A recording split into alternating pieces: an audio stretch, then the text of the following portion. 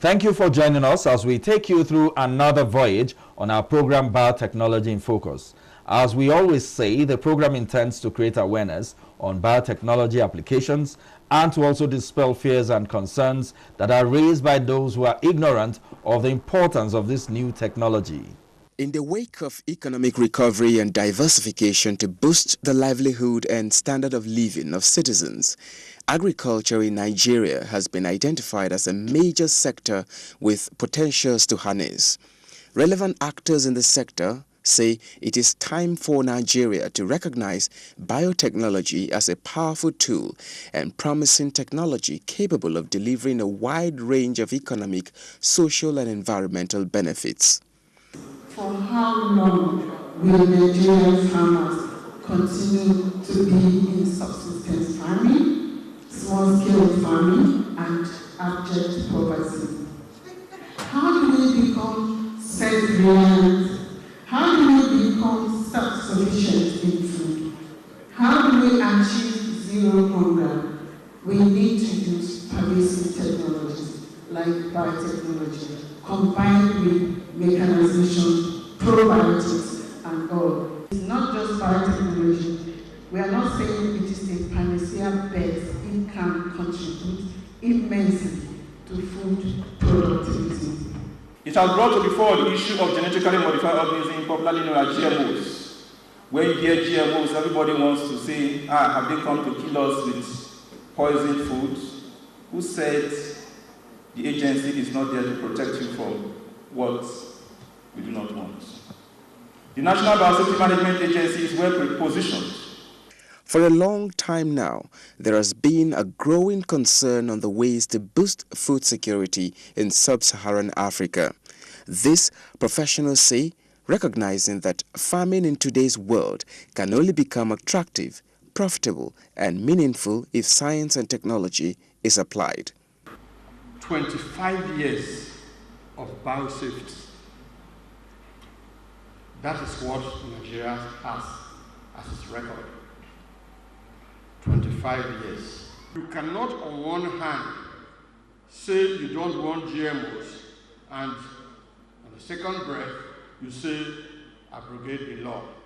So if we are going to have agricultural productivity, it must be based on science, technology, and research and innovation. There's no doubt about it. And so, you cannot do that. And let's not deceive ourselves. Let's not deceive ourselves. If we are going to produce enough food for Nigeria, we must do it differently, and it must be based on science and technology. I will appeal to the National Assembly to please increase the budget for science and technology.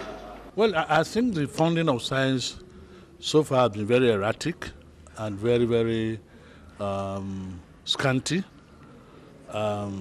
because of the perception of what science is seen as to be in the social sector, whereas science should be in the economic sector. If you look at developed countries, you see that they are paying so much attention to science. Just as the chairman said, what South Africa contributes to science is about 0.2% of its GDP. What we contribute is less than 0.001%. Countries like China, they are putting about 0.9%, and there are countries like France and Germany that in fact are going up to 3% of their GDP. So you can see that those that are really at the forefront of scientific and technology advancement are putting more money to science and technology research and innovation. And those of us that are even yet to start, we are not putting enough money. National Assembly, we have explained or enumerated how science can be funded in the bill. So it's now the responsibility of the executive to make sure that those funds are made available to science and technology. We've done our part. They stressed that application of emerging agricultural biotechnology is fundamental if Nigeria intends to play a lasting role in the biotech industry as the country prepares to become a global leader in the agricultural sector.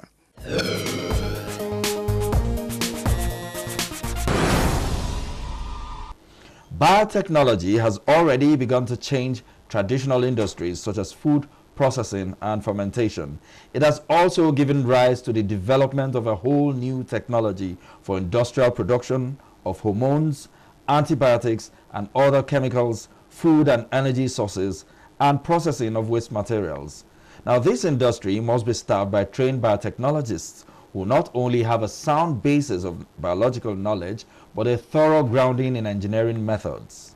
Biotechnologies have an important role in meeting human needs and demands in medicine, which involves the treatment of diseases via the usage of antibiotics and vaccines being products of microorganisms.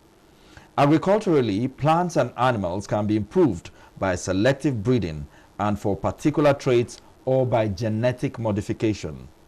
Beneficial traits can be identified visually or by DNA profiling. For instance, farmers may want to plant with herbicides or insect resistance tolerant to different growing environments or improve storage, or they may want livestock with better meat and wool or resistant to disease. Many would agree that biotechnology is an important contributor to a sustainable agricultural system because it can produce more food with less environmental impact as compared to conventional agriculture. Biotechnology is the use of organisms or part of organisms to make products that will meet specific human needs.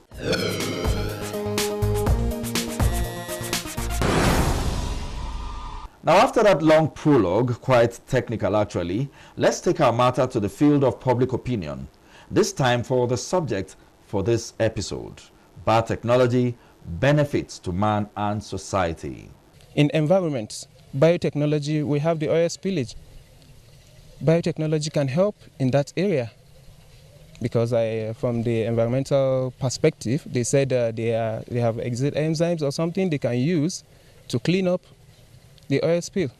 It helps with job creation, it helps with GDP, it helps with countries' wealth because all the conventional ways that we do things from the health sector will be improved. There will be IVF for people who cannot get pregnant. There will be increase in food security because one of the major reasons why all this is going on is for food security, is for improvement in every aspect of the society. Insulin use is something that maybe until when you have an experience of what it means to save a life with insulin, that is when you will appreciate what biotechnology will do. Because without insulin, so many lives would have been lost. But with insulin, we are able to at least save a lot of lives. And with that, with time, things can improve. So nobody is saying we must all use biotechnology as a whole at a time, but we need it to to better our life, to improve the production and even the local product we have. It's only if we have other alternative into it, that's when it will be available in a way we want. So we need biotechnology to improve our agriculture, to improve our economy, to make our farmers and to make farming attractive. With biotechnology, you can plant, you understand, at the same time have what is called a pest resistance crops. Some plant that can withstand any drought or as the case may be, but at the same time you get a maximum yield.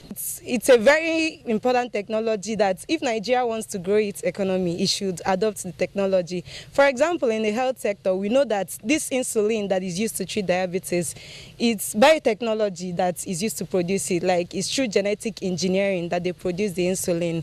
So in many other parts of life, in many other sectors, like in agriculture, it's used to produce crops that are genetically modified, in the sense that it's going to be resistant to all these diseases and insects and pests that attack the farms. If you're producing like fruit juice, and you know that like in Nigeria, most of the fruit doesn't come out in uniform shape, you can use biotechnology to create a fruit that has uniform shape, so that when you put in a processing machine, everything will go right.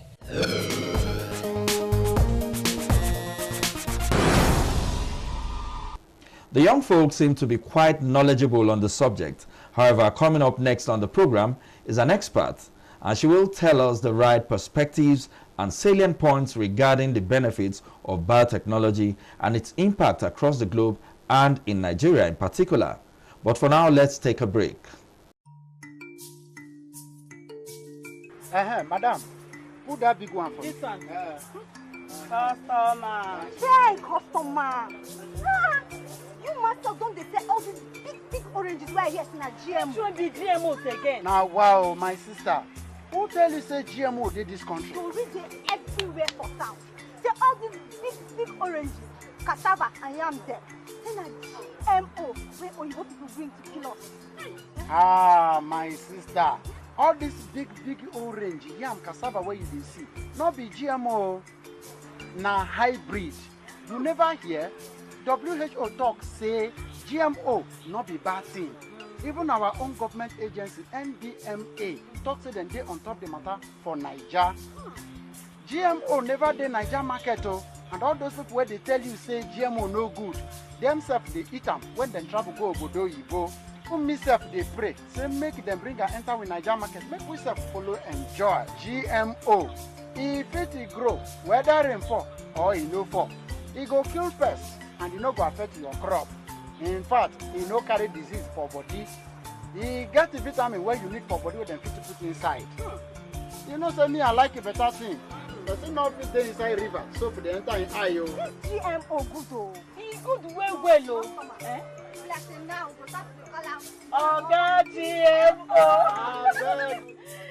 This program now from the Open Forum on Agricultural Biotechnology, All Fab in Africa, Nigeria chapter, supported by the National Biotechnology Development Agency, NABDA, Abuja.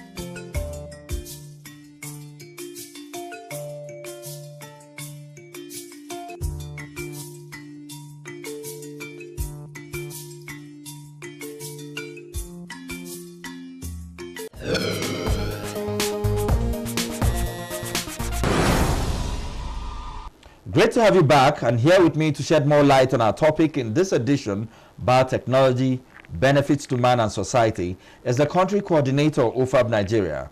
And by the way, All Fab means Open Forum on Agricultural Biotechnology. Do join me to welcome Dr. Rose Gidado. You're welcome to the program Biotechnology in Focus. Thank you, Ifeanyi. Nice having you here.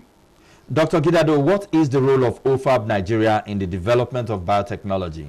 The role of All Fab Nigeria in the development of biotechnology is to provide a range of platforms where all and sundry will come under every month. The scientists are always invited to provide the well-researched quality information, scientific information to educate the different sectors in the society, the legal professionals, the medical doctors, our legislators, the policymakers, the farmers, the media, all and sundry under the same umbrella, so that whatever the scientists are doing, the science behind the development of genetically modified crops, foods and products, of course, so that they will tell them how they are doing it, how these crops are being developed, how these foods are being developed, and how the products are being developed, so that people will understand, so as to facilitate the uptake of this technology, the adoption of this technology, so that the policymakers will make informed policy decision. Okay, now, what do we stand to gain as a nation with biotechnology? We stand to gain a lot of things. Let me start with the farmer. What the farmer stands to gain, of course, is strong yields, because yield is what the farmer is after. Strong yields, what I'm saying. But we have threats to these yields. The farmer has a lot of threats like insect and pest infestation. But with this technology, crops are developed to resist these insects, to resist diseases, to resist pests, and then harsh weather conditions. And of course, once these conditions are being taken care of, what the farmer ends up with is strong yields, very high yielding crops, very high yielding varieties, and so on and so forth. And what if the farmer has yields? Of course, his profit margin will go high. It's about 22% profit. And the reduction in the use of chemicals, in the use of pesticides that are used on these crops. Okay, looking at the various sectors of the economy, in which areas is the technology making the desired impact? Okay, it's making the desired impact more because there are no controversies in the health sector, especially in the use of insulin. Insulin is a genetically modified organism. It's a GMO. And then we have the stem cell transplantation that gives life back to the sickle cell patients. The genotype SS changes after undergoing this stem cell transplantation in the sickle cell disease patients. So the genotype changes to either AA or AS, and you're giving life to people. So in this area, in the area of health, there are no issues, there are no controversies like in the area of agri, and that's why there is breakthrough, at least in that area. And then we have the rapid diagnostic test kits, malaria test kits, we have HIV, we have hepatitis, and then we have vaccine production in this area. So you can see there is a good breakthrough, especially the polio vaccine.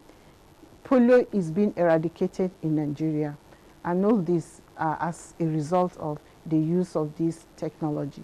Now, what are the potentials of agricultural biotechnology in Nigeria? How far can we really go with this technology?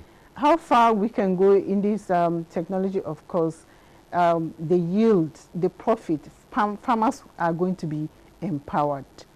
Presently, what is happening on ground is we are carrying out confined field trials. For now, it's still under research.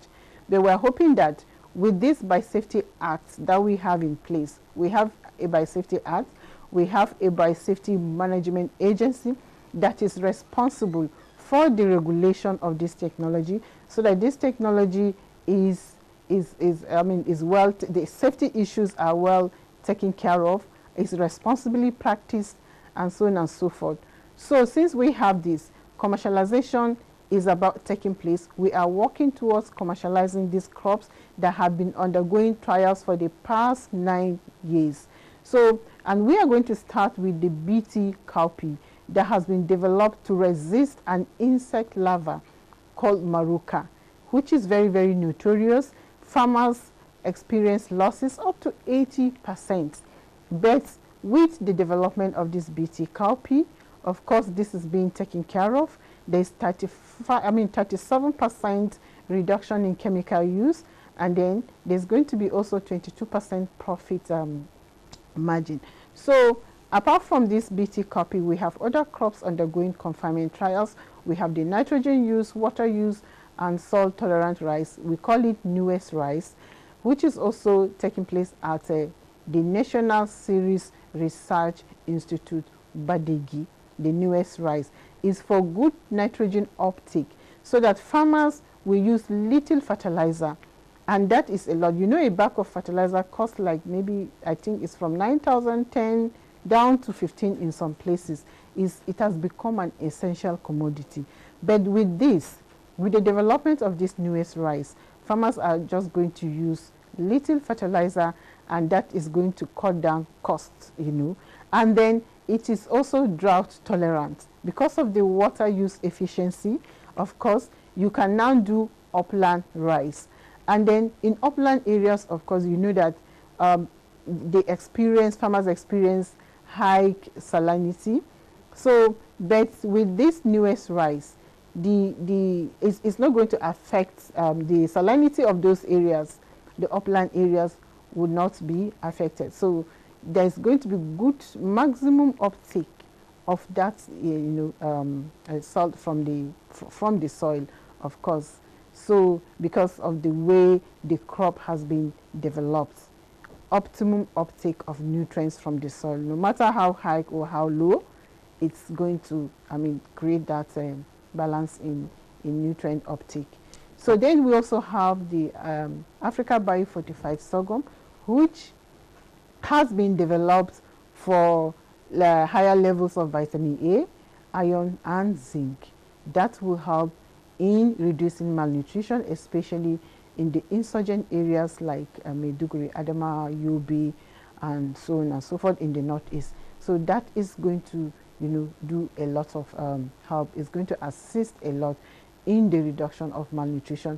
Malnutrition is a disaster. It kills like 1,000 children every day. And if you multiply that by 365, that is a lot. Okay, now most African countries are reluctant to adopt biotechnology or products derived from the technology due to fears and concerns on its usage. How do you intend to assure them of its safety and also encourage its usage? Of course, we have a safety valve in place. And what is that safety valve? Is the National Biosafety Management Agency, which has been put in place 2 years ago, and they're doing their work. They are to ensure that whatever the scientists are doing, whatever the scientists are developing, they have to do it within the laid down standard. There are guidelines and regulations to guide them to work within those guidelines. And NBMA has signed a memorandum of understanding with NAFDAC, of course, and also Quarantine Service with other regulatory agencies, and they are going to work hand in hand. So safety, with this agency in place, safety is being ensured. So I want to assure Nigerians that let their fears be allayed, because we have a safety valve in place. Right. Now, what is biofortification, and how can this enhance agriculture in Nigeria? That's on a final note, by the way. Of course, biofortification is genetically engineering these nutrients, because you are using a biological system. You are either using enzymes to break down those pathways that are threats to some of these nutrients, micronutrients that are there in the crops, and then add up the level of those micronutrients. Of course, that is what we call biofortification, genetically engineering. It's a biological process. Fortification is when you have the end product, like you have milled your sorghum or you have milled your maize, then you can now bring in this vitamin A or bring in vitamin or whatever, and then add it to it. But biofortification is attacking it at the seed level, from the seed. The seed itself will contain, so that the grains that this seed is going to give rise to would have the nutrients inbuilt in them through a biological system. I must thank you, Country Coordinator, All Fab Nigeria, Dr. Rose Gidado. Thank you for your time. Thank you very much, Ifeanyi. That was Country Coordinator, All Fab Nigeria, Dr. Rose Gidado.